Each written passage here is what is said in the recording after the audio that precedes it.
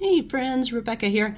Hey, I just love these contests. There's so many different art challenges and contests, but this is one that is on Maker World that Bamboo Lab supports, and so I'm entering into another one of these contests with a very simple design, diorama contest. And so I will link to the file below. If you have any interest, you could download this and make one of your own. And it's just a very, very simple diorama.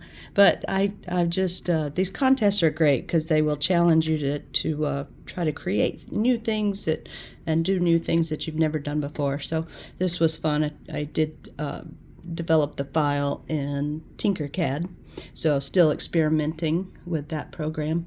But super simple design. These plates do come out, so you can try creating your own design, and they just slide into this base really easily. So this base is pretty cool. It's got space for four slots so that you can build up your own scene.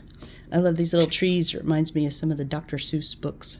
So real simple, but I love it. So alright, so here's my simple little fantasy world or cabin in the woods, and I'm entering in the Maker World diorama. Thanks so much for watching.